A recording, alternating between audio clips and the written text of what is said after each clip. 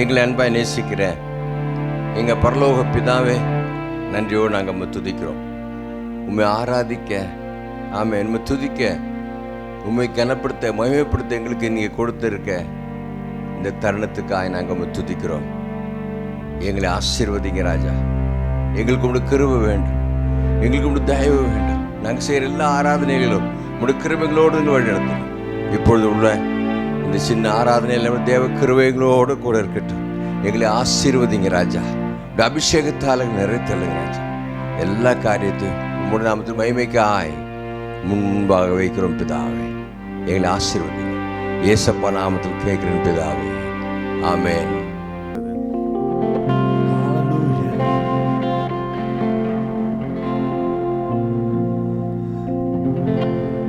நானும் என் வீட்டாரும் உம்மையே நேசிப்போம். உமக்கா ஓடுவோம். உந்தன் நாமம் சொல்லுவோம். நானும் என் வீட்டாரும் உம்மையே நேசிப்போம். உமக்கா ஓடுவோம். உந்தன் நாமம் சொல்லுவோம். கைவிடா தெய்வமே, கருணையின் சிகரமே, மெய்யான தீபமே, என் வாழ்வின் பாக்கியமே. கைவிடா தெய்வமே,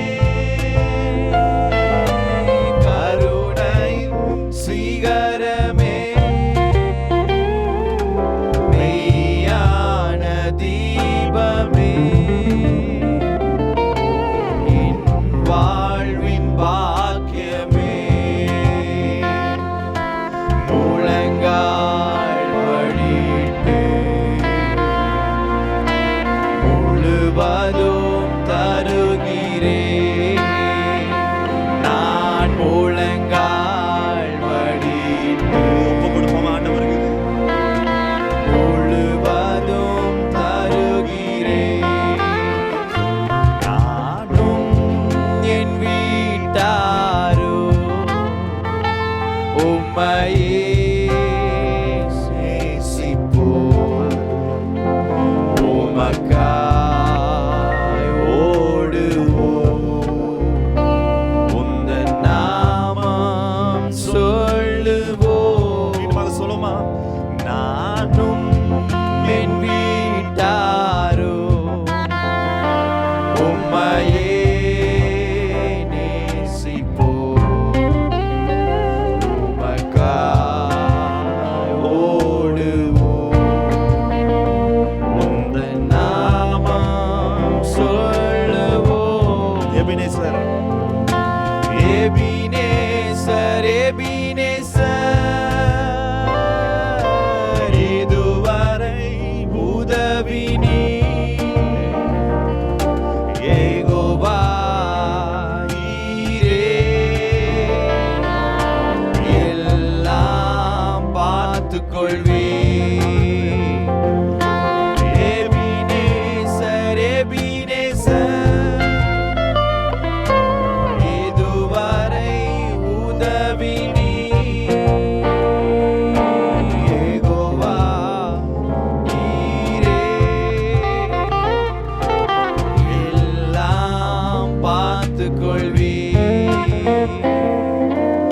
முழங்கால் படியிட்டு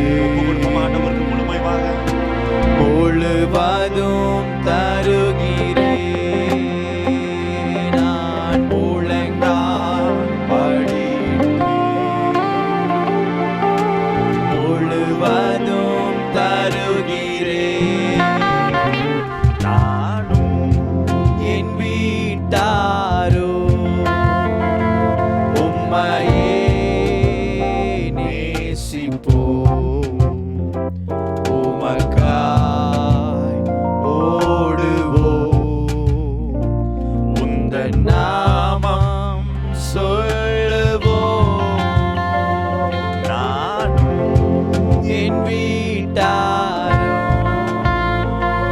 உம்மையே நேசிப்போம் உமக்காய் ஓடுவோம் உந்தன் நாமம் சொல்லுவோம். நம்முடைய கண்களை மூடி அவர் ஆராதிப்போம். ஹalleluya. உம்முடைய பிரசன்னத்திற்காக நன்றி இயேசு. உம்மை உயர்த்துகிறோம். ஹalleluya. கடைசி வரை மட்டும் மீண்டுமாக நம்ம பாட போகிறோம். முழந்தால் படியிட்டு முழுவதும் என்னை தருகிறேன் ஆண்டவரே. குடும்பமாக ஆண்டவருக்கு அர்ப்பணித்து இந்த ஊரடங்கு காலத்தில் ஆண்டவருடைய சமூகத்தை அதிகம் நாடுகிறவர்களாக ஆண்டவருக்கு ஒப்பு கொடுத்து நம்ம பாடுவோம். ஹalleluya. முழந்தால் படிட்டு முழுவதும் தருகிறேன் முழங்கால் படிட்டு முழுவதும் தருகிறேன் நானும் என் வீட்டாரும் உம்மையே நேசிப்போம் உமக்காய் ஓடுவோம் உந்தன் நாமம் சொல்லுவோம். ஹalleluya. சீமையினர் இந்த காலத்துல ஆண்டவருடைய பாதுகாப்பு நமக்கு அதிகமாக தேவையாக இருக்கிறது. கர்த்தர் வீட்டை கட்டாராகில் கட்டுகிறவர்களின் பிரயாசம் விருதான். கர்த்தர் நகரத்தை காவாராகில் காவலாளர்கள் விழித்திருக்கிறதும் விருதான். குடும்பத்திற்கு ஆண்டவருடைய பாதுகாப்பு வேணும். ஆண்டவருடைய பிரசன்னம் நம்மோடு கூட எப்பொழுதும் இருக்கணும். அவர் பூமி அனைத்திற்கும் ராஜா. ஹalleluya.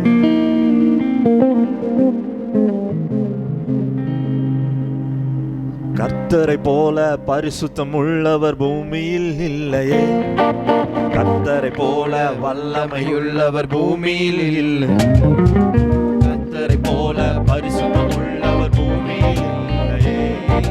கர்த்தரை போல வல்லமையுள்ளவர் பூமியில் இல்லை. பலவானின் வில்லை உடைத்து கீழே தள்ளுகிறார். பலவானின் வில்லை உடைத்து கீழே தள்ளுகிறார். தள்ளாடும் யாவரையும் உயரத்தில் நிறுத்துகிறார். தள்ளாடும் யாவரையும் உயரத்தில் நிறுத்துகிறார். உயரத்தில் நிறுத்துகிறார். இல்லை இல்லை இல்லை என் வாசலை அடைப்பவன் இல்லை. இல்லை இல்லை இல்லை என்னை எதிர்ப்பவன் பூமியில் இல்லை.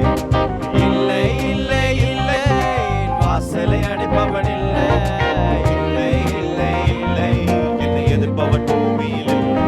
நீ திறந்தால் அடைப்பவன் இல்லை. நீ கற்பினார் அதை இடிப்பவன் இல்லை. நீ திறந்தால் அடைப்பவன் இல்லை. நீ கட்டினார் அதை இடிப்பவன் இல்லை. இல்லை இல்லை இல்லை இல்லை என் வாசலை அடைப்பவன் இல்லை. இல்லை இல்லை இல்லை என்னை எதிர்ப்பவன் பூமியில் இல்லை. இல்லை இல்லை இல்லை என் வாசலை அடைப்பவன் இல்லை. இல்லை இல்லை இல்லை என்னை எதிர்ப்பவன் பூமியில் இல்லை. நாசியின் சுவாசத்தால் செங்கடலை அவர் இரண்டாய் பிளந்தவராம். பார்வோன் சேனை தப்ப விடாமல் கடலில் அடித்தவர். நாசியின் சுவாசத்தால் செங்கடலை அவர் இரண்டாய் பிளந்தவராம். பார்வோன் சேனை தப்ப விடாமல் கடலில் அடித்தவர். மரண இருள் சூழ்ந்திடும் வேளையில் பஸ்கா ஆட்டுக்குட்டி. மரண இருள் சூழ்ந்திடும் வேளையில் பஸ்கா ஆட்டுக்குட்டி. வாதை எங்கள் கூடாரத்தை என்றும் அணுகாது. ஒரு வாதை எங்கள் கூடாரத்தை என்றும் அணுகாது. என்றும் அணுகாது. இல்லை இல்லை இல்லை என் வாசலை அடைப்பவன் இல்லை. இல்லை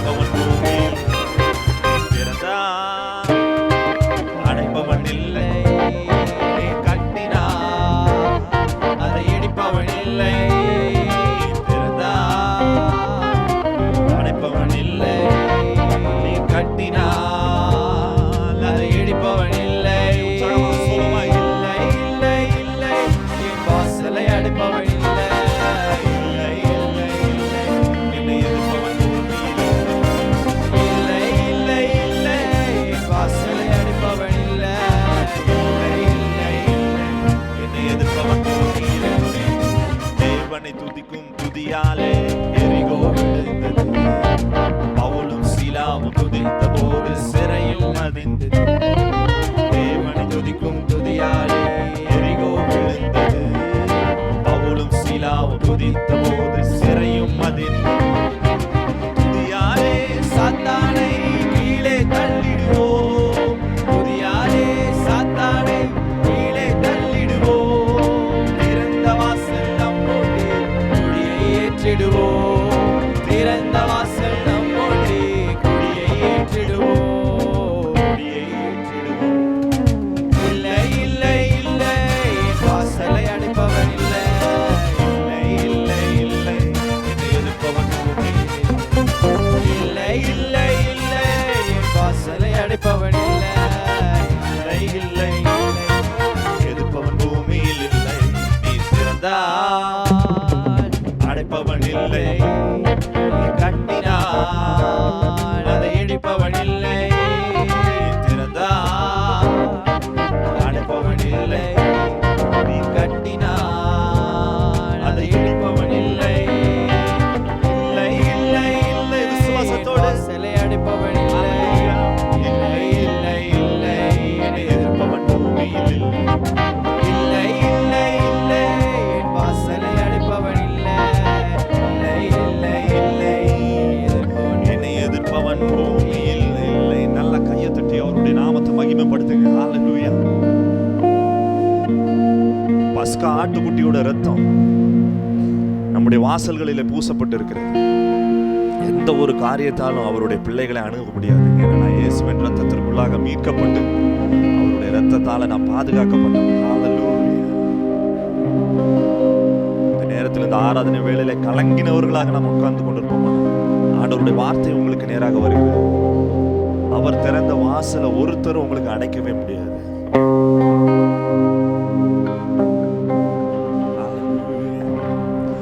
இல்லை இல்லை இல்லை வாசலை அடைப்பவன் இல்லை.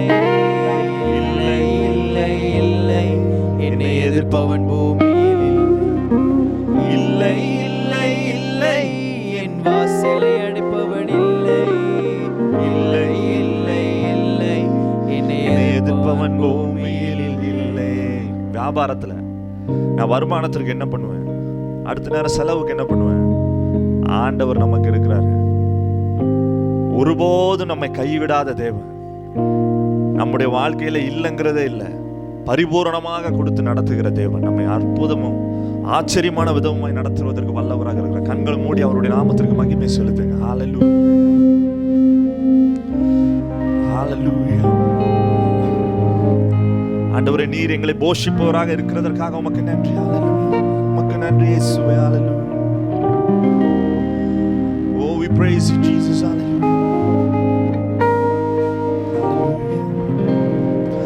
பலவானின் வில்லை உடைத்து கீழே தள்ளுகிறார். பலவானின் வில்லை உடைத்து கீழே தள்ளுகிறார்.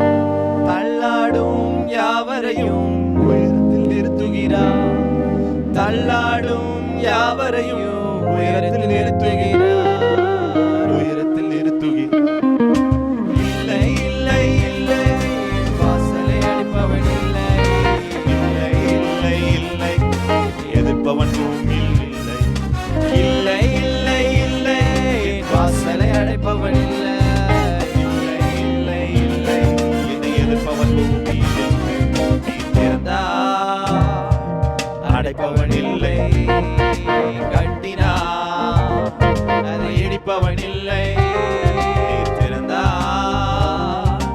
அடைப்பவன் இல்லை. கட்டினான் அதை இடிப்பவன் இல்லை. இல்லை இல்லை இல்லை இல்லை என் வாசலை அடைப்பவன் இல்லை. இல்லை இல்லை இல்லை என்னை எதிர்ப்பவன் பூமியில் இல்லை. இல்லை இல்லை இல்லை என் வாசலை அடைப்பவன் இல்லை. இல்லை இல்லை இல்லை என்னை எதிர்ப்பவன் பூமியில். ஹalleluya. இல்லை. ஆண்டவரே, எங்களுடைய வாழ்க்கையில குறைவேதும் இல்லை. நீங்க இருக்கிறதுனால எங்களுக்கு எந்த குறையும் இல்லை ஆண்டவர். ஏன்னா எங்களுடைய நம்பிக்கை வியாபாரத்தின் மீதல்ல, எங்களுடைய நம்பிக்கை வருமானத்தின் மீதல்ல. வானத்தை பூமியை படைத்த கர்த்தரிடத்திலிருந்து எங்களுக்கு ஒத்தாசை வரும் என்று நாங்கள் எதிர்நோக்கி பார்த்திருக்கோம் ஆண்டவரே.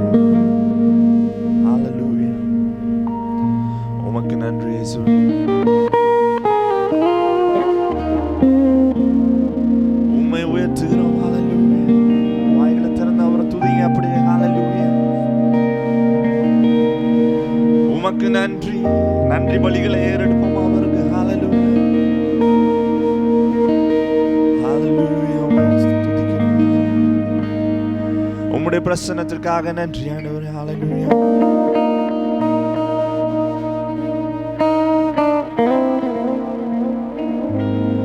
ஜீவ தண்ணீர் நீரே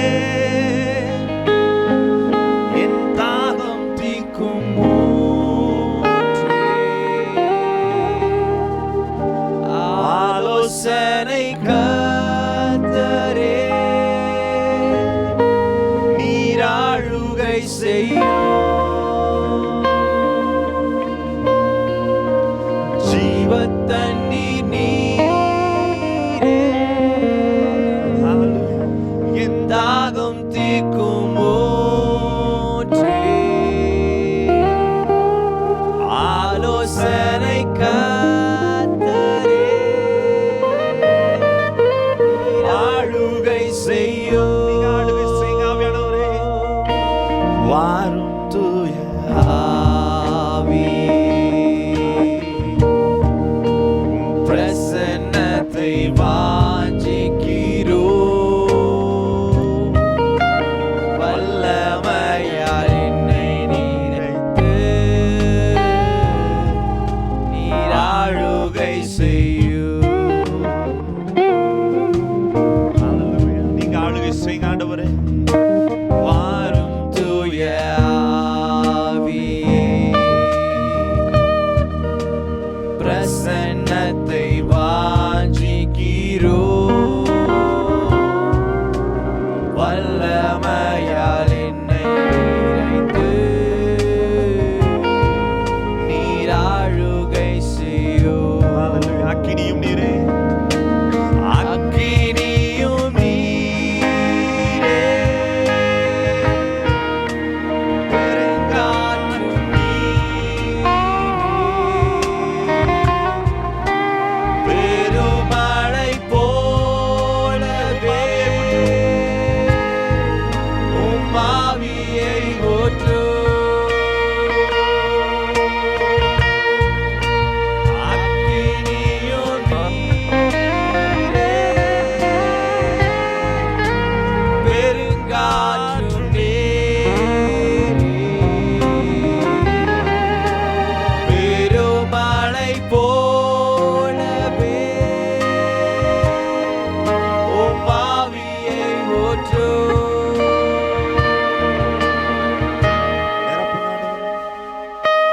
வாரும் தூய ஆவி பிரசன்னத்தை வாஞ்சிக்கிறோம். வல்லமையால் என்னை நிறைத்து நீர் ஆளுகை செய்யும். வாரும் தூய ஆவியே பிரசன்னத்தை வாஞ்சிக்கிறோம். வல்லமையால் என்னை நிறைத்து நீர் ஆளுகை செய்யும். வல்லமையால் என்னை நிறைத்து நீர் ஆளுகை செய்யும்.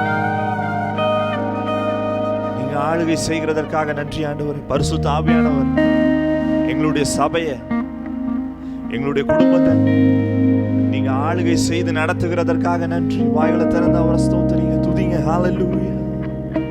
ஆண்டவரே இந்த நிலைமை சீக்கிரமாக மாறி போகிறதற்காக நன்றி. விடுதலையோடு ஒன்றாக சேர்ந்து நாங்கள் ஆராதிக்கிற நாட்களை நீர் ஆண்டவரே சீக்கிரத்தில் தருகிறதற்காக நன்றி ஆண்டவரே. ஆண்டவரே எங்களுடைய தேசத்தை இந்த பெரிய அழிவிலிருந்து நீர் பாதுகாத்து கொண்டதற்காக உம்மை நன்றியோடு துதிக்கிறோம். ஹalleluya. We welcome you Holy Spirit. பரிசுத்த ஆவியானவரே உம்மை வரவேற்கிறோம். ஹalleluya. ஹalleluya.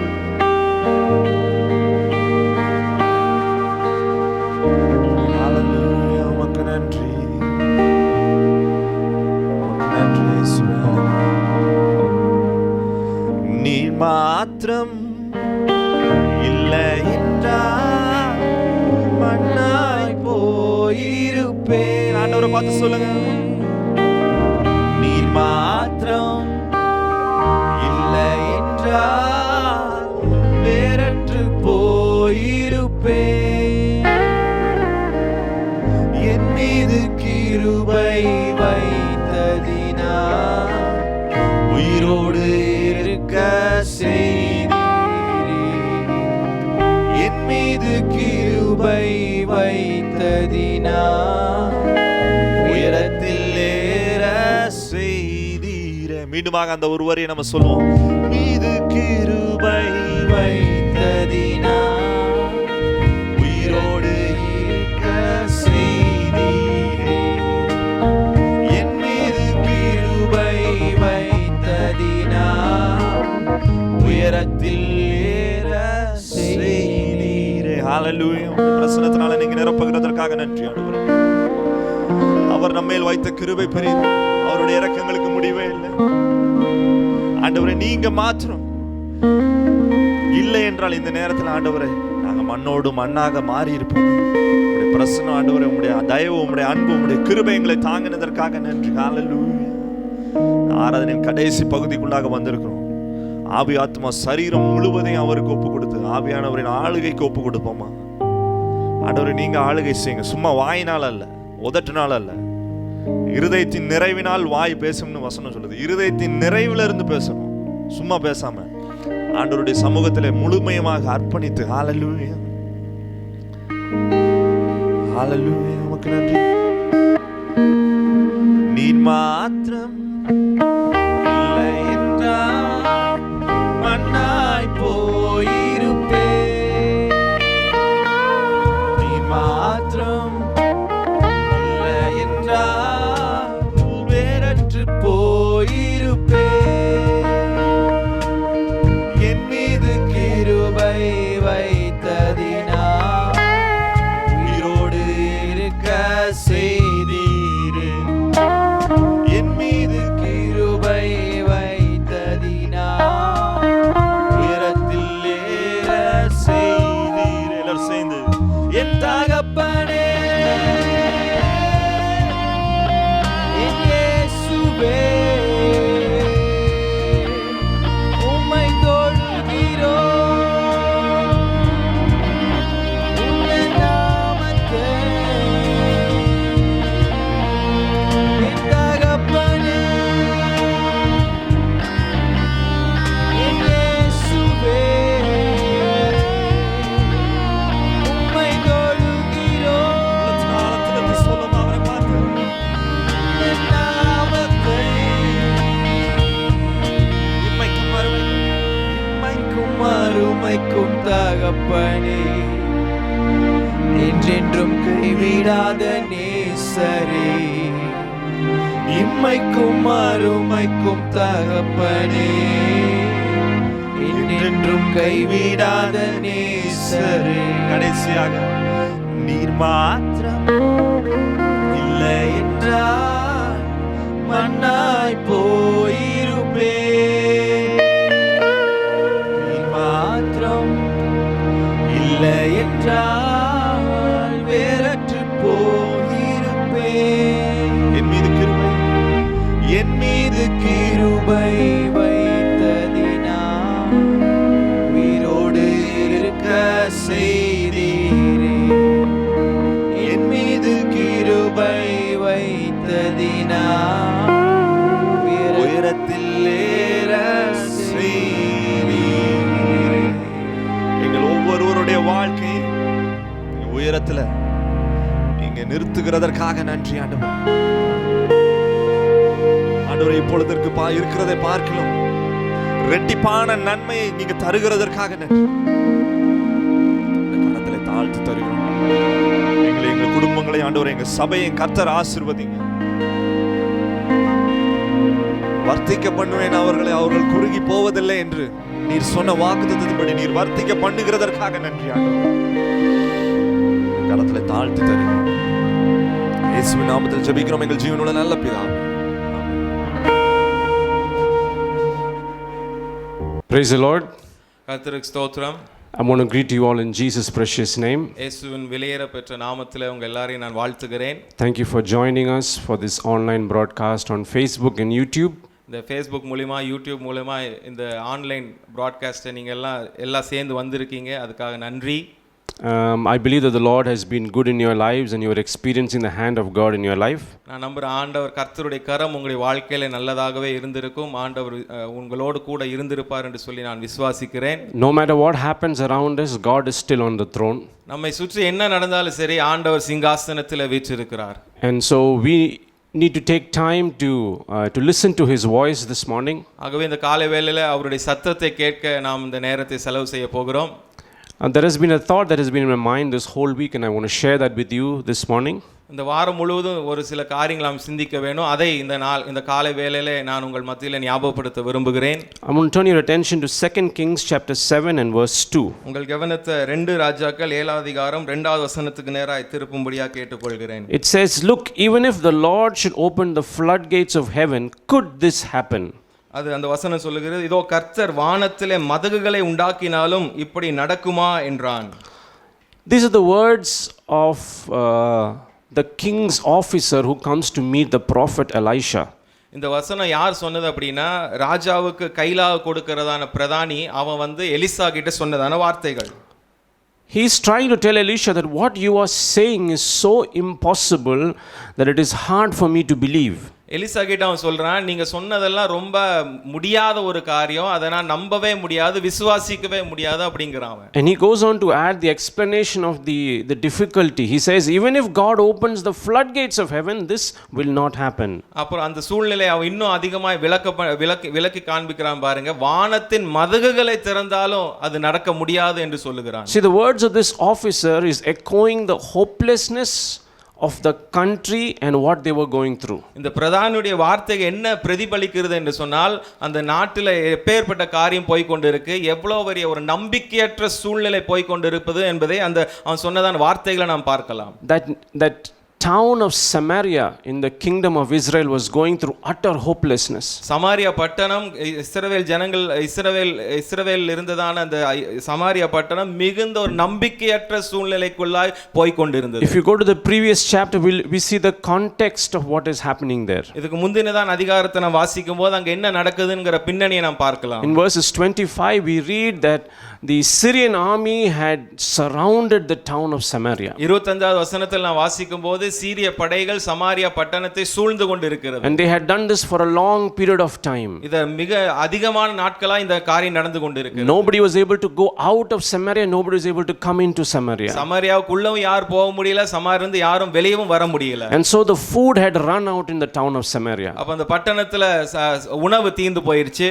There is extreme poverty and now so much of famine in the town of Samaria. அந்த சமாரியா பட்டணத்துல மிகுந்த வறுமை, மிகுந்த பஞ்சத்துல அவங்க போய் கொண்டிருக்கிறாங்க.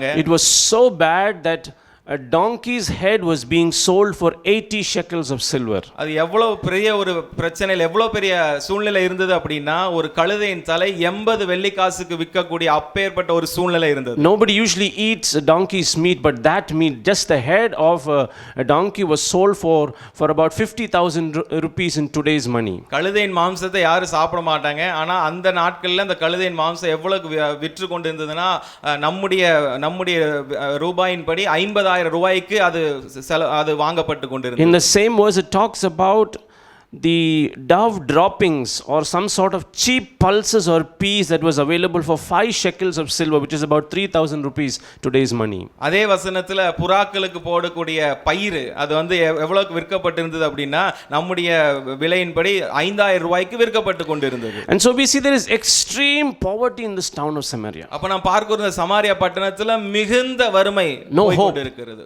நம்பிக்கையே இல்லாத ஒரு சூழ்நிலை போய் கொண்டிருக்கிறது. Utter hopelessness. கொஞ்சம் கூட நம்பிக்கை இல்லாத ஒரு சூழ்நிலை. In fact, if you read verses 28 and 29, the king sees something in his town. 28-29 வசனத்துல வாசிக்கும்போது அந்த ராஜா அவனுடைய பட்டணத்தில் நடக்கிற ஒரு காரியத்தை பார்க்கிறார். He comes across a woman who complains about another woman. ஒரு பெண் இன்னொரு பெண்ணை குறித்து ஒரு பிரச்சனை சொல்லுறாங்க. They were talking about how they had decided to kill their own sons and eat because the famine was so bad. அவங்க ரெண்டு பேரும் பேசிக் கொள்கிறாங்க, பஞ்சம் மிக கொடியதா இருந்ததனால அதனால அவன் பிறந்த குழந்தையை சாப்பிடுவதற்காக ரெண்டு பேரும் பேசிக் கொள்கிறாங்க.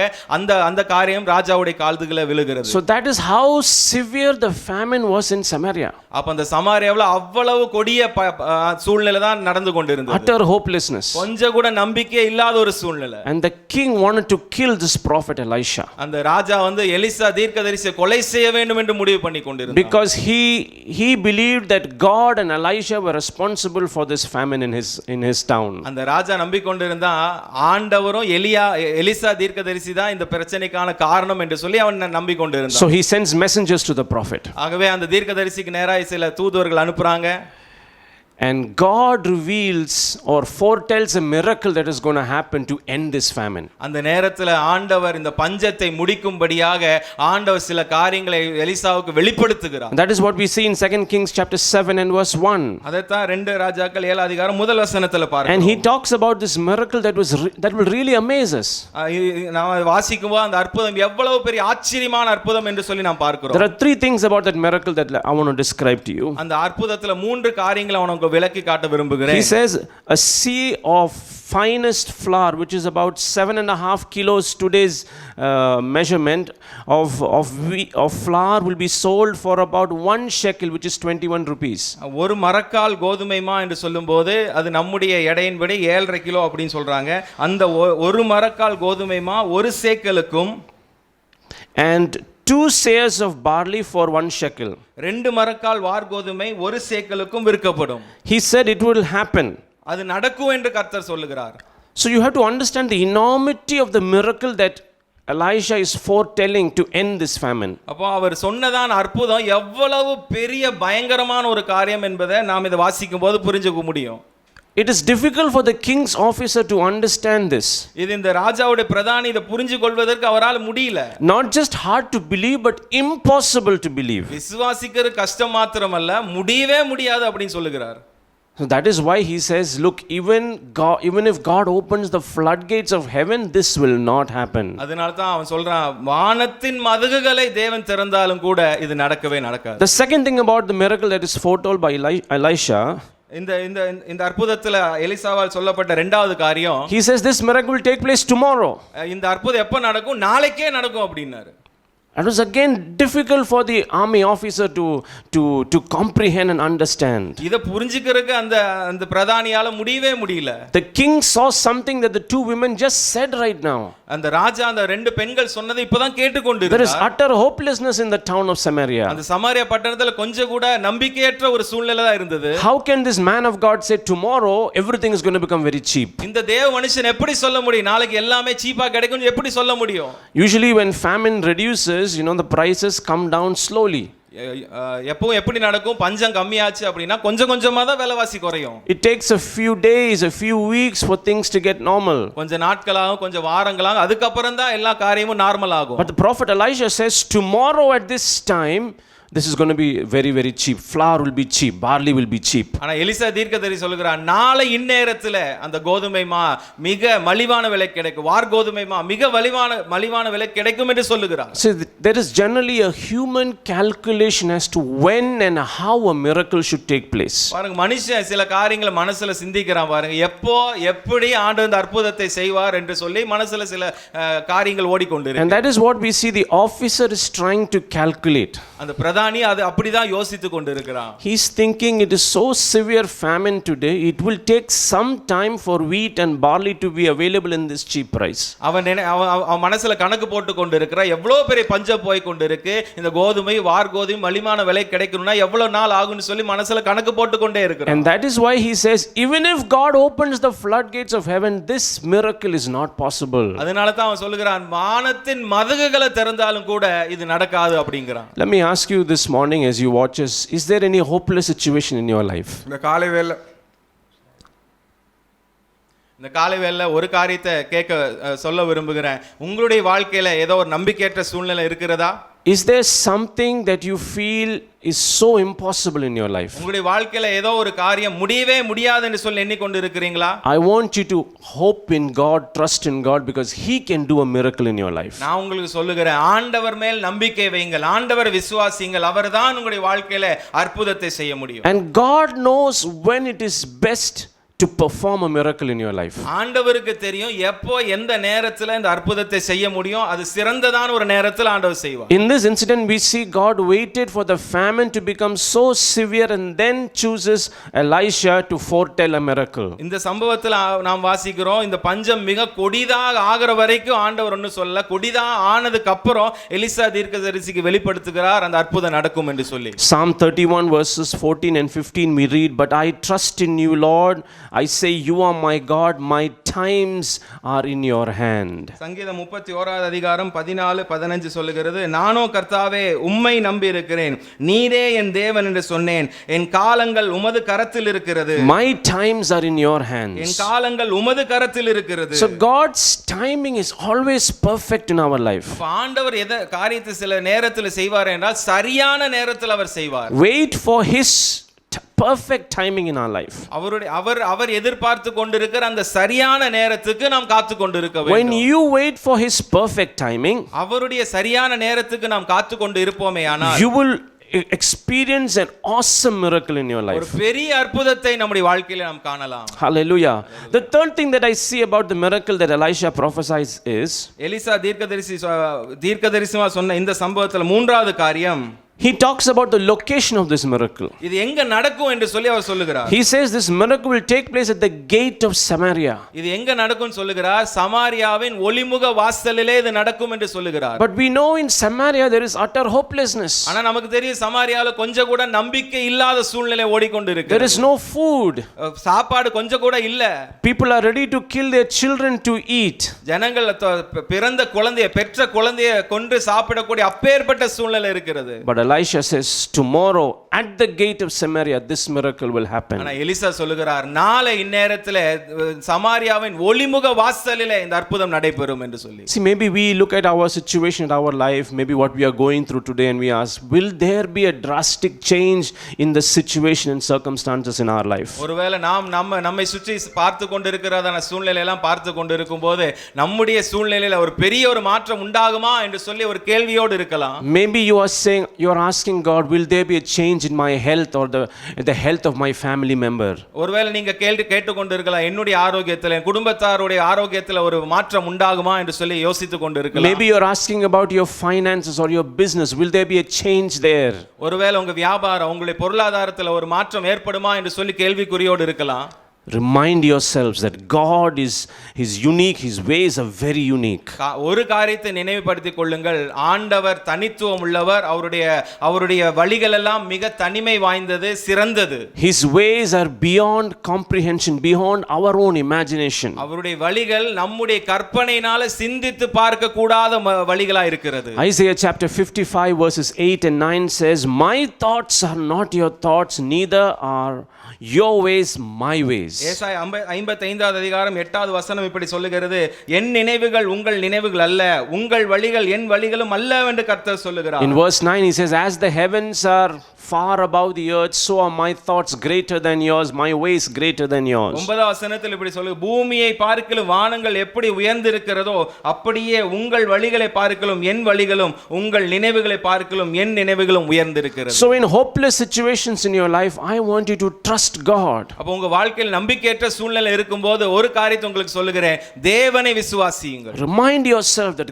God's ways are unique. நினைவுபடுத்திக் கொள்ளுங்கள், ஆண்டவருடைய வழிகள் மிக சிறந்ததான வழிகள். He can do it instantly. அதை உடனடியாக ஆண்டவரால் செய்ய முடியும். He can change my fortunes immediately. என்னுடைய சூழ்நிலை உடனே அவரால் மாற்ற முடியும். Sometimes in hopeless situations it is difficult to hope in God. நம்பிக்கையற்ற சூழ்நிலையில ஒரு சில வேளை ஆண்டவர் மேல் நம்பிக்கை வைப்பது கஷ்டமா இருக்கலாம். It is difficult to have faith in God. It's difficult to believe for a miracle. ஆண்டவர் மேல நம்பிக்கை வைப்பது கஷ்டமான காரியமா இருக்கலாம். அற்புதத்துக்கு நம்புவது ஒரு கஷ்டமான காரியமா இருக்கலாம். But you need to have faith. ஆனால் நீங்கள் விசுவாசத்தை கொண்டிருக்க வேண்டும். Otherwise you will miss out on the miracle. இல்லனா அந்த அற்புதத்தை நாம் இழந்து விடுவோம். And that's what we see what happens to the king's officer. அப்ப அதுதான் நாம் பார்க்கிறோம், பிரதானுடைய வாழ்க்கையில் என்ன நடந்தது. 2 Kings chapter 7 verse 2, the prophet prophesies and tells the officer, "You will see it with your eyes but you will not eat it." 2 ராஜாக்கள் 7வது அதிகாரம் 2வது வசனம் இப்படி சொல்லுகிறது, நீ உன் கண்களால் அதை பார்ப்பாய் ஆனாலும் அதை சாப்பிட மாட்டாய் என்று சொல்லுகிறார். You need to have faith that God can do the awesome miracle in your life. இந்த இவ்வளவு பெரிய அற்புதத்தை உங்களுடைய வாழ்க்கையில செய்ய முடியும் என்று சொல்லி நீங்க நம்ப வேண்டும், விசுவாசிக்க வேண்டும். You need to have a hope, believe in God. உங்களுக்கு நம்பிக்கை வேண்டும், ஆண்டவர் மேல் நம்பிக்கை வைக்க வேண்டும். Otherwise you might miss out on that miracle. இல்ல ஆண்டவர் இந்த அற்புதத்தை நாம் இழந்து போக வாய்ப்புண்டு. As you keep reading down the story, verses 3 and 4, we read the story that there are 4 lepers at the gate of Samaria. தொடர்ந்து அந்த கதையை நான் வாசிக்கும்போது 3வது 4வது வசனத்தில் நான் வாசிக்கிறோம், அந்த சமாரியா ஒளிமுக வாசல்ல 4 குஷ்டரோகிகள் இருந்தார்கள். Their life was anyway doomed. அவங்களுடைய வாழ்க்கை எப்படி இருந்தாலும் கேள்விக்குறியா இருக்குது, முடிஞ்சு போச்சுன்னு நினைச்சிட்டு இருக்காங்க. There is no food inside the city. பட்டணத்துல சாப்பாடு இல்ல. So they decided, let's go outside of the city into the Syrian army camp. அதனால அவங்க முடிவு பண்ணுகிறாங்க, நாம இந்த பட்டணத்துக்கு வெளியே சீரிய ராணுவத்துடைய அவங்களுடைய கேம்புக்குள்ள போலாம் அப்படிங்கறாங்க. They thought maybe the Syrian army will have compassion on us, give us something to eat because we have not eaten for a long time. அந்த சீரிய ராணுவத்துக்கு ஒருவேளை நம்ம மேல கிருபையா இருந்து சாப்பாடு கொடுப்பாங்க, ரொம்ப நாளா நான் சாப்பிடலையா கொடுப்பாங்கன்னு சொல்லி ஒரு எதிர்பார்ப்போடு போகிறாங்க. And they take this bold step to go to the Syrian army camp. ஒரு பெரிய ஒரு தைரியமான முடிவு எடுக்கறாங்க. என்ன? அந்த சீரிய ராணுவ படையுடைய அந்த கேம்புக்குள்ள போகிறதுக்கு ஒரு முடிவு எடுக்கறாங்க. When they go there, something very surprising is awaiting them. அங்க போகும்போது தான் ஒரு பெரிய ஒரு ஆச்சரியமான காரியம் அவங்களுக்காக காத்து கொண்டிருக்கு. There is nobody in the Syrian camp. அந்த சீரிய ராணுவத்தினர் அங்க யாருமே இல்ல. The Syrians had all fled, leaving all their valuables in the army camp. அவங்களுடைய எல்லா பொருட்களை விட்டு அவர்கள் ஓடி போய் விட்டார்கள், யாருமே இல்ல. And we read there that the lepers ate and drank as much as they could. நாம் வாசிக்கிறோம் அந்த குஷ்டரோகிகள் அவங்களால முடிஞ்ச மட்டும் சாப்பிட்டாங்க, முடிஞ்ச மட்டும் குடித்தார்கள். And they went from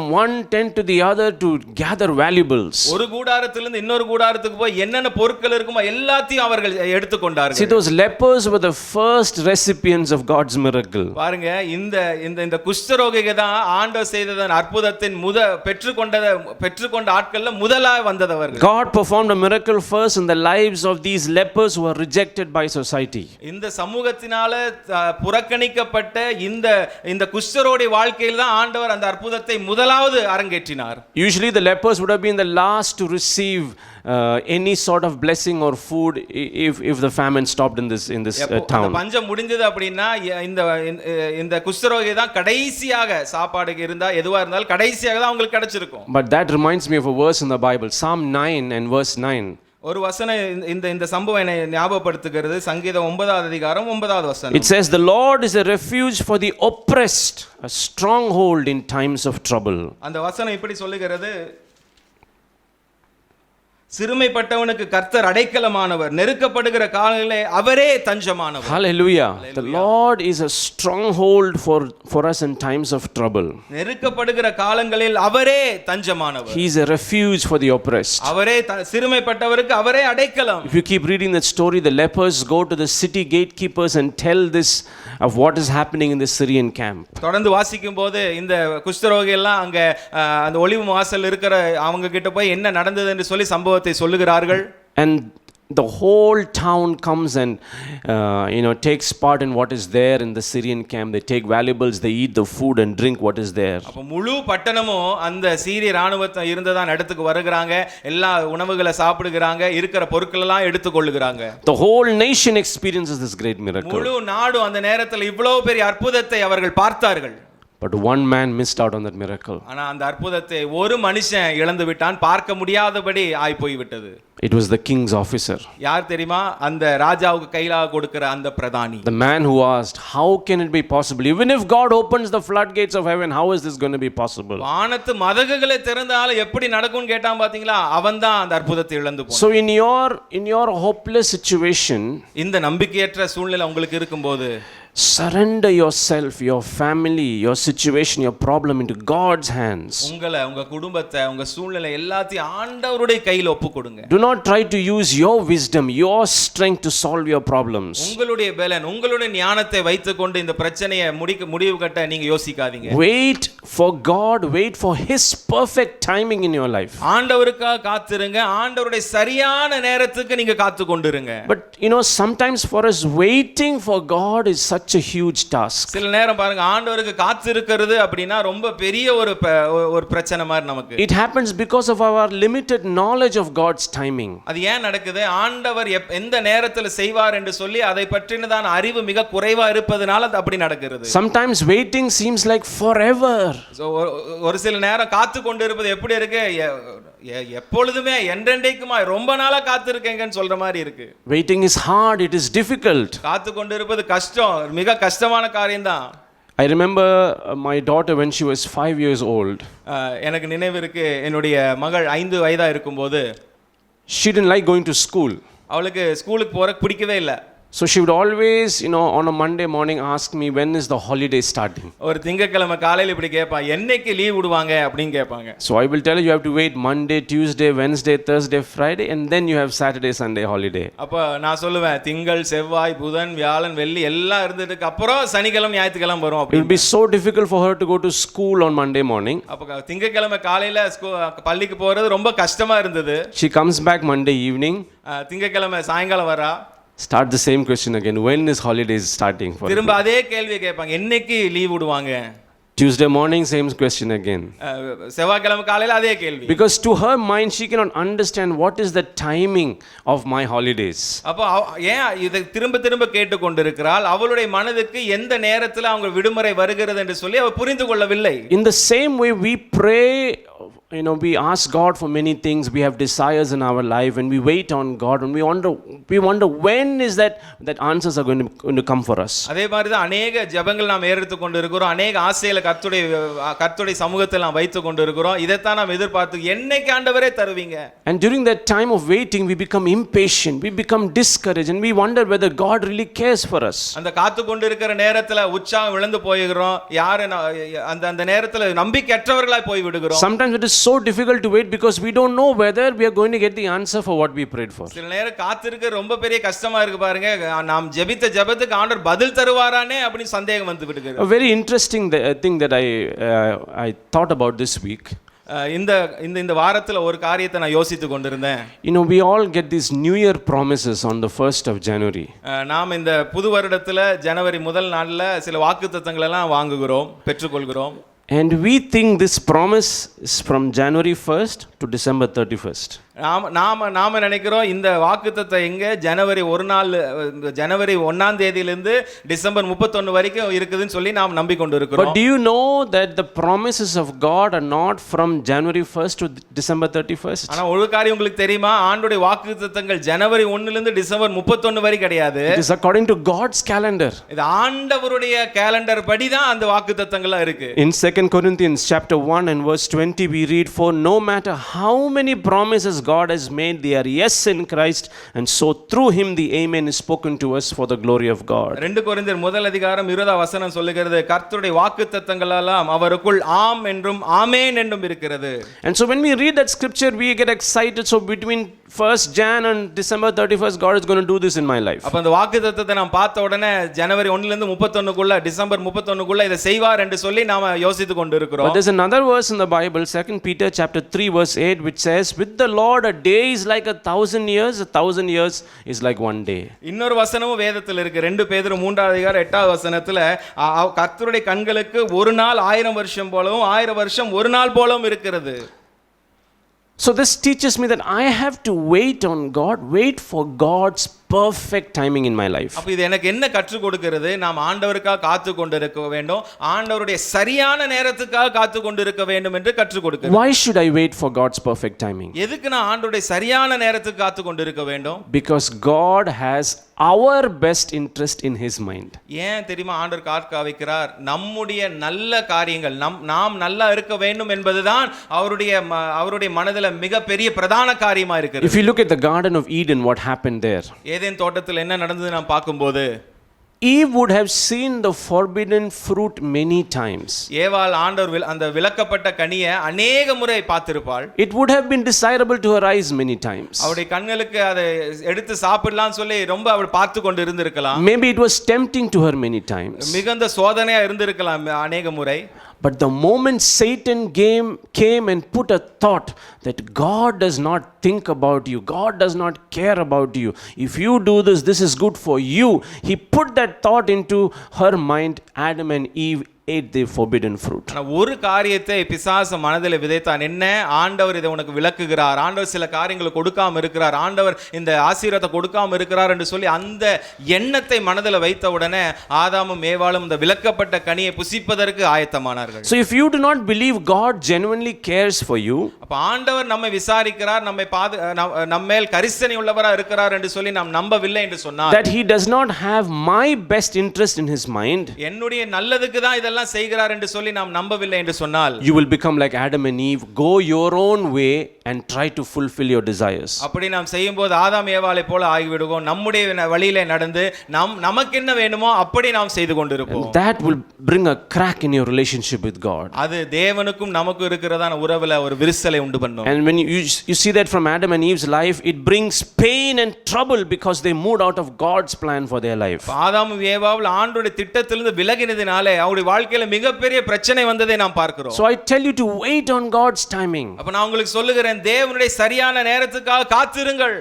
When you're waiting, God is doing something in your life. காத்து கொண்டிருக்கும் போது ஆண்டவர் உங்களுடைய வாழ்க்கையில கிரியை செய்து கொண்டிருக்கிறார். Amen. Amen. While you're waiting, God is at work in your life. நீங்கள் காத்து கொண்டிருக்கும் போது தேவன் உங்களுடைய வாழ்க்கையில வேலை செய்து கொண்டிருக்கிறார். What is he doing? என்ன பண்ணிட்டு இருக்கிறாரு? He's working on my character, number one.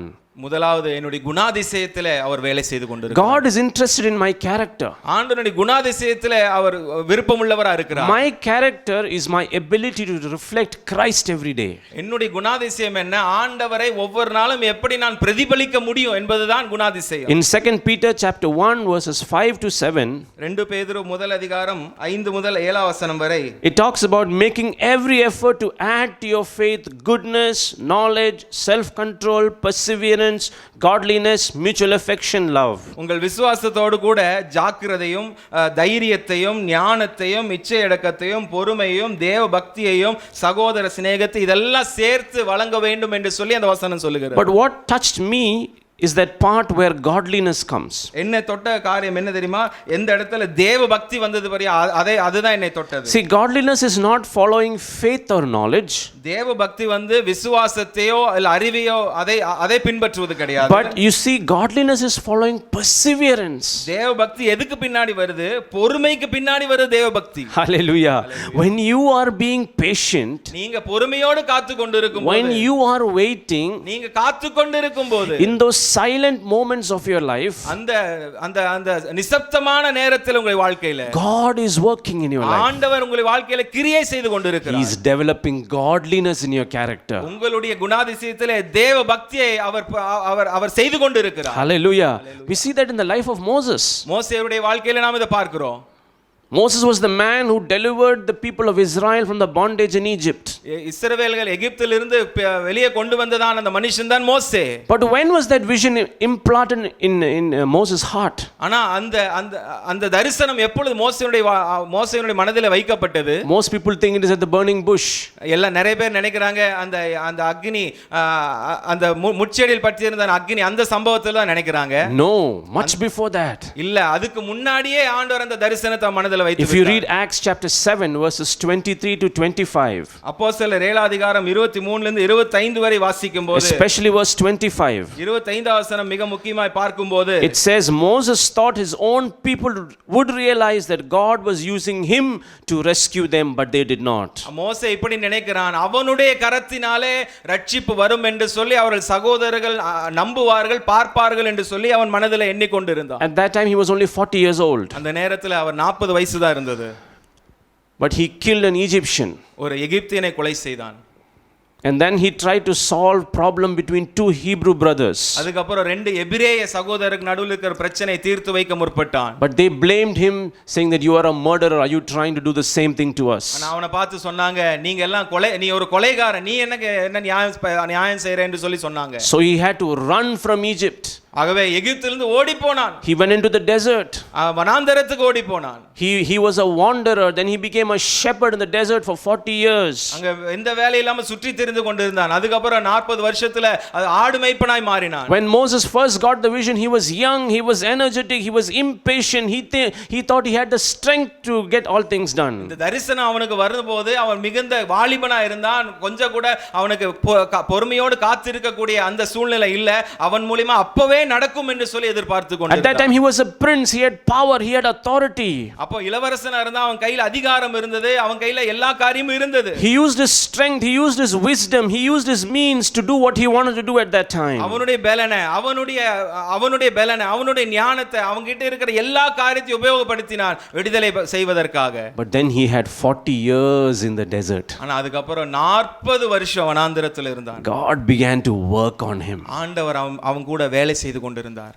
See, when you're waiting, God is working on you, on your character. நீங்க காத்து கொண்டிருக்கும் போது ஆண்டவர் உங்களோடு கூட வேலை செய்து கொண்டிருக்கும், குணாதிசயத்தோடு வேலை செய்து கொண்டிருக்கிறார். When God completely worked on him, ஆண்டவர் முழுவதுமா இந்த வேலையை முடித்த போது Moses knew he had no power to accomplish anything. மோசே என்ன தெரியுமா புரிந்து கொண்டான்? என்னிடத்துல எந்த பலனும் இல்லைன்னு சொல்லி புரிந்து கொண்டான். In fact, he pleads with God, don't choose me for this task, choose somebody else for the task of rescuing the people of Israel. இந்த நேரத்துல ஆண்டவர் பார்த்து சொல்லுகிறார், என்னால முடியாது ஆண்டவரே, வேற யாராவது அவர் ஆளை அனுப்புங்க, என்னால முடியாது என்று சொல்லுகிறான். See, when God worked on his character, ஆண்டவர் அவனுடைய குணாதிசயம் மேல வேலை செய்து கொண்டிருக்கும் போது, humbled him, அவனை தாழ்த்தும் போது, he became one of the greatest leaders of the Old Testament. அந்த பழைய ஏற்பாட்டுல பெரிய ஒரு லீடரா அவர் வந்தாரு.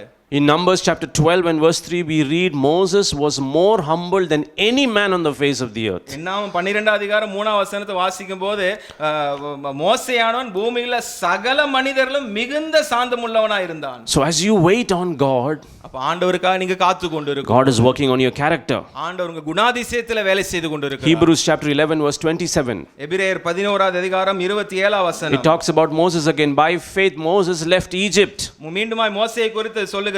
விசுவாசத்தினாலே மோசே எகிப்து தேசத்தை விட்டு புறப்பட்டான்.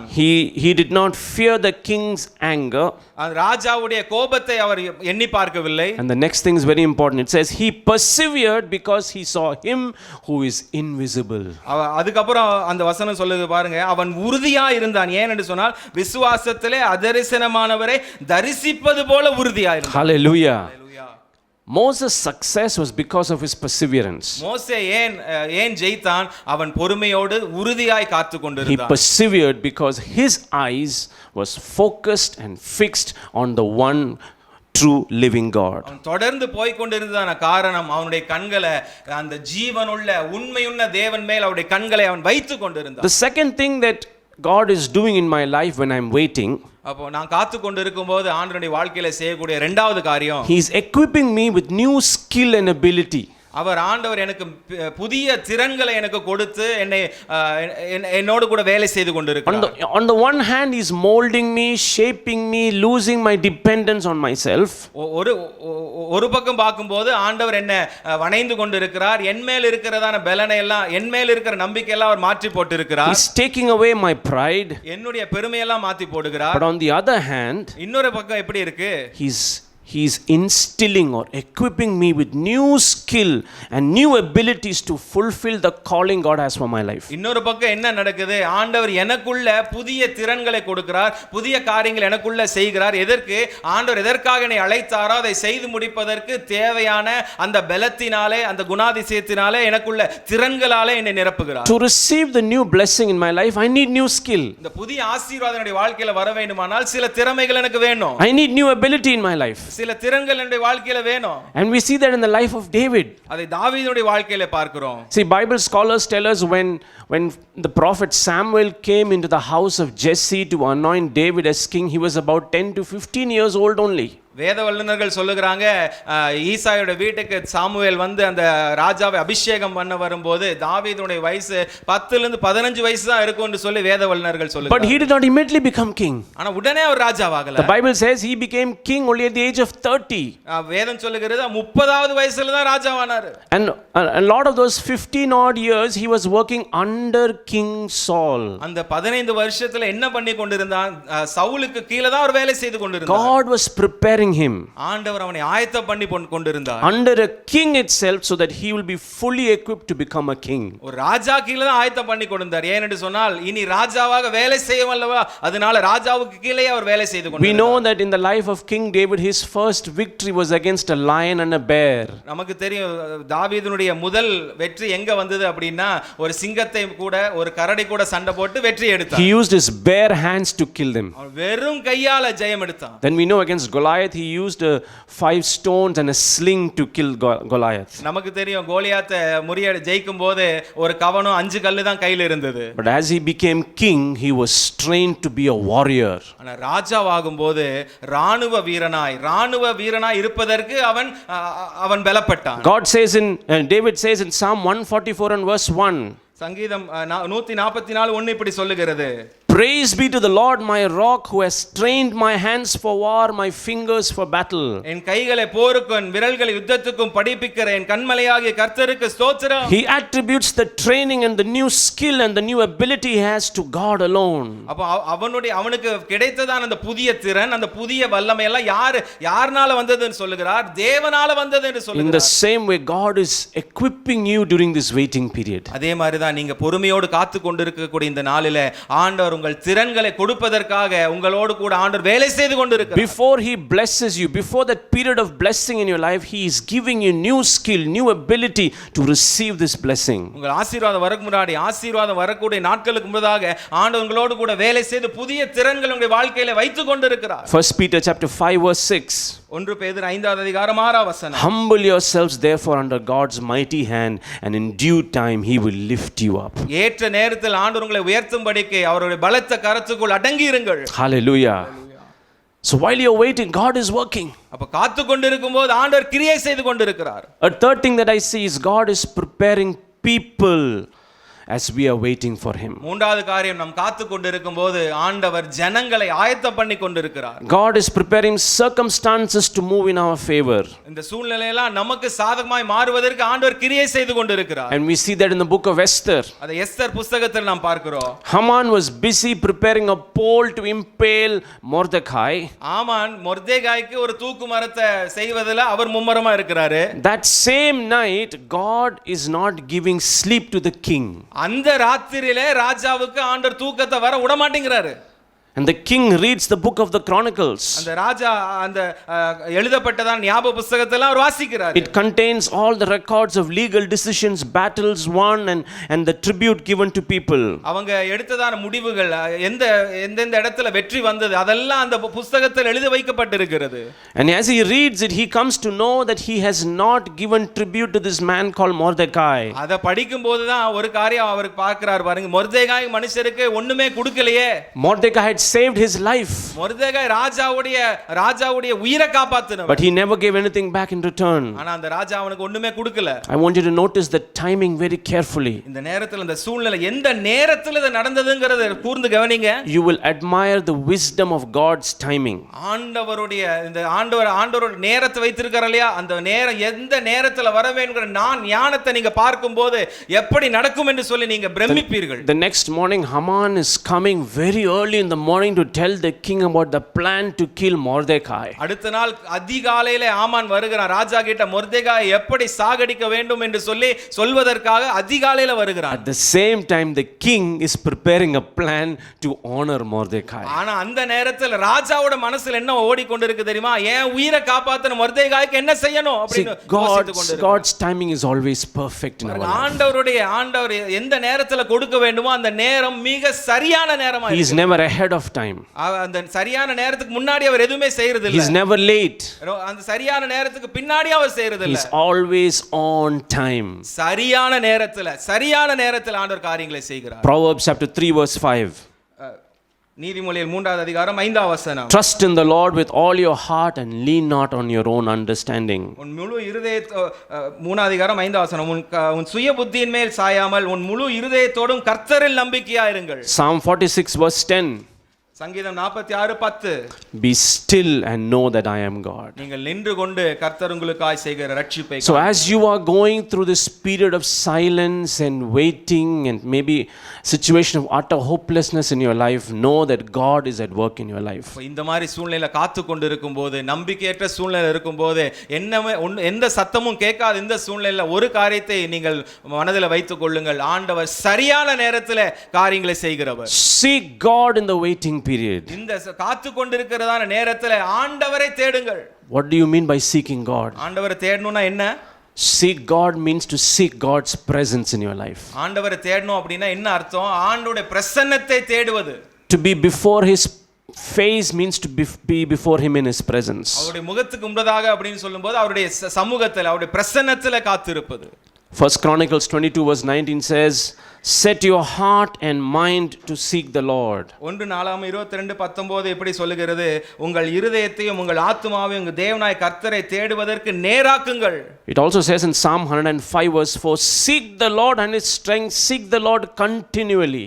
சங்கீதம் 105:4 எப்படி சொல்லுகிறது? கர்த்தரையும் அவர் வல்லமையும் நாடுங்கள், அவர் சமூகத்தை நித்தமும் தேடுங்கள். Seeking God is not a one time job. It's something that happens every day, every moment of our lives. ஆண்டவரை தேடுவது ஒரு வாட்டி நடந்து முடியக்கூடிய காரியம் அல்ல, தொடர்ந்து நடைபெற்று கொண்டிருக்க வேண்டிய ஒரு காரியம். As you seek God, you will begin to understand God's will, God's timing for your life. அப்ப தொடர்ந்து நாம் ஆண்டவரை தேடிக் கொண்டிருக்கும்போது நம்முடைய வாழ்க்கைக்குரிய ஆண்டவருடைய சித்தம் எந்த நேரத்தில் ஆண்டவர் செய்வார் எல்லாமே ஆண்டவர் புரிய வைப்பார். During these days, seek God in your life. As a family, seek God. இந்த நாட்களிலே ஆண்டவரை தேடுங்க, குடும்பமாய் ஆண்டவரை தேடுங்க. Seek God's will for your life. ஆண்டவர் என்னுடைய வாழ்க்கையை என்ன சித்தம் வைத்திருக்கிறார் என்று சொல்லி தேடிக் கொண்டிருங்கள். Take time to listen to the voice of God in your life. ஆண்டவர் அவருடைய சத்தத்தை கேட்பதற்கு கொஞ்சம் நேரத்தை செலவு செய்து ஆண்டவருடைய சத்தத்தை கேளுங்க. Trust God completely in your life. உங்களுடைய வாழ்க்கையில முழுவதுமாக உங்களுடைய நம்பிக்கை முழுவதுமாக ஆண்டவர் மேல வைங்க. When you put your hope and your faith in God, God will do miracles in your life. உங்கள் நம்பிக்கையும் உங்கள் விசுவாசி ஆண்டவர் மேல வைக்கும்போது ஆண்டவர் உங்களுடைய வாழ்க்கையில் அற்புதங்களை செய்வார். Hallelujah. Close your eyes with me. Let's pray. கண்களை மூடி நாம் ஜெபிக்கலாம். Thank you, Jesus. Thank you, Lord. Thank you, Holy Spirit. Hallelujah. Thank you for speaking to us, Lord. ஆண்டவரே எங்களோடு கூட பேசினீரே, உமக்கு ஸ்தோத்திரம். Thank you for your words of eternal life, Lord. ஆண்டவர் நித்திய ஜீவ வார்த்தைகளுக்காக ஸ்தோத்திரம். We thank you, Father, that you have done this, Lord. Hallelujah. This new thing in our lives that you are doing. நம்முடைய வாழ்க்கையில ஒரு புதிய காரியத்தை செய்கிறபடியால் உமக்கு ஸ்தோத்திரம். Hallelujah. Hallelujah. Father, we trust you. ஆண்டவரே உம்மை மாத்திரம் நாம நம்பி இருக்கிறோம். We trust you completely, Father. முழுவதுமாய் பிதாவாகிய தேவனே உம்மை மாத்திரம் நாங்க நம்பி இருக்கிறோம். We wait for your timing, Lord. ஆண்டவரே உங்களுடைய சரியான நேரத்துக்கு நாங்க காத்து கொண்டிருக்கிறோம். We don't want to move in our timings. ஆண்டவரே எங்களுடைய நேரத்தின்படி அல்ல ஆண்டவரே. We don't want to move in our strength and our wisdom. எங்களுடைய பலத்தினால எங்களுடைய ஞானத்தை நாங்க உபயோகப்படுத்தல ஆண்டவரே. Like Moses, like David, like Mordecai, Lord, we trust you. We trust in your timing, Lord. மோசேயை போல, தாவீதை போல, மொர்தெகாய் போல உம்மை நம்புகிறோம். சரியான நேரத்துக்காக காத்திருக்கிறோம். Lord, we know in our waiting you are working on our character. ஆண்டவரே எங்களுக்கு தெரியும் நாங்க காத்து கொண்டிருப்போது எங்களுடைய குணாதிசையின் மேல் நீங்க வேலை செய்து கொண்டிருக்கிறீங்க. Lord, we know that you are equipping us with new skills for the new blessing, Lord. ஆண்டவரே இந்த புதிய ஆசீர்வாதத்துக்கு தேவையான புதிய திறன்களை எங்களுக்கு கொடுத்து கொண்டிருக்கிறீங்க. You are preparing people and circumstances for us, Lord. ஆண்டவரே எங்களுக்காக சூழ்நிலை, எங்களுக்காக ஜனங்களை நீங்க ஆயத்தம் பண்ணி வைத்துக் கொண்டிருக்கிறீங்க. Thank you, Lord, that you are doing this, Father. ஆண்டவரே இதை நீ செய்கிறபடியால் நன்றி பிதாவே. Thank you, Father. நன்றி ஆண்டவரே. Lord, I pray for those who are listening to this broadcast, Lord. ஆண்டவரே இந்த நிகழ்ச்சியை கண்டு கொண்டிருக்கிற ஒவ்வொருவருக்காக நான் ஜெபிக்கிறேன். Let these words begin to change their minds, Lord. இந்த வார்த்தைகள் அவருடைய சிந்தனைகளை அவருடைய மனதை மாற்றட்டும் என்று சொல்லி ஜெபிக்கிறேன். Let it transform their thoughts, I pray, Father. அவருடைய எண்ணங்கள் எல்லாம் மறுரூபப்படுத்தட்டும் என்று சொல்லி ஜெபிக்கிறேன். Let it bring hope into their hopeless situation, Lord. இந்த நம்பிக்கையற்ற சூழ்நிலையில நம்பிக்கை உண்டாகட்டும். Hallelujah.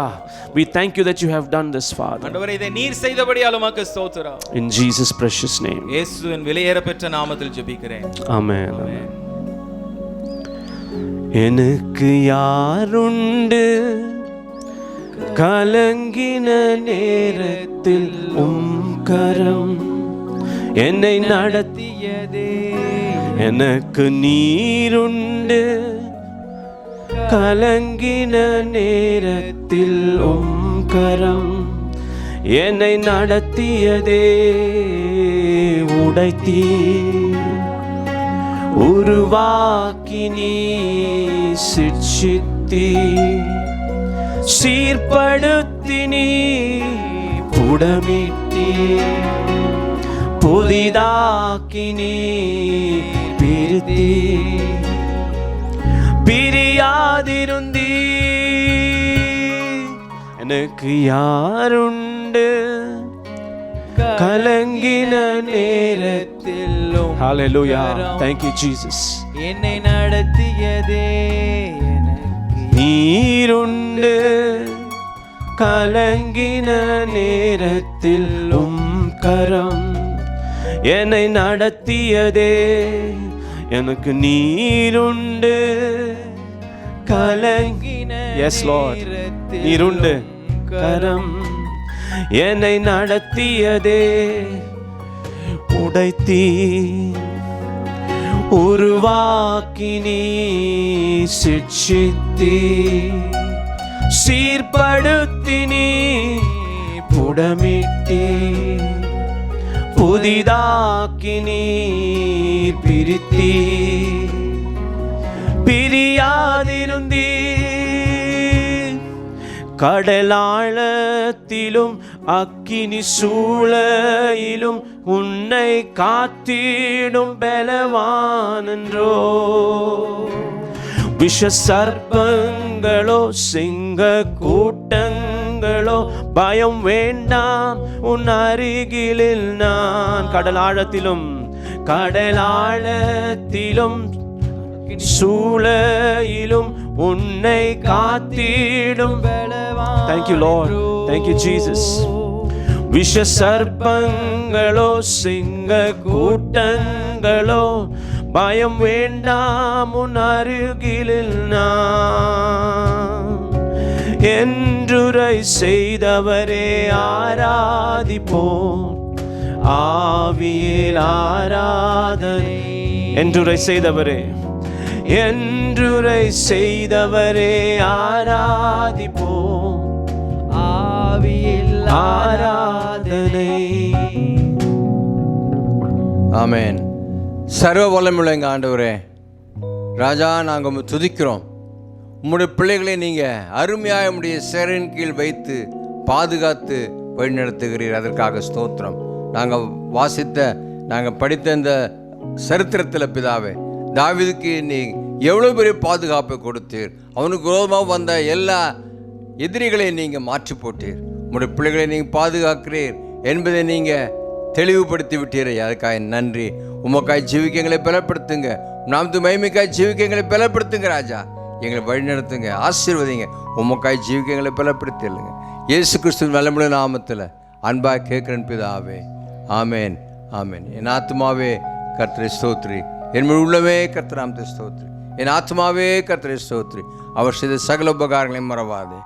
ஆமேன் ஆமேன். நம்முடைய கர்த்தராகிய இயேசு கிறிஸ்துவின் கிருபையும் பிதாவாகிய தேவனுடைய அன்பும் பரிசுத்த ஆவியானவருடைய அன்பின் ஐக்கியமும் நம் அனைவரோடும் கூட என்றென்றைக்கும் இருப்பதாக. ஆமேன்.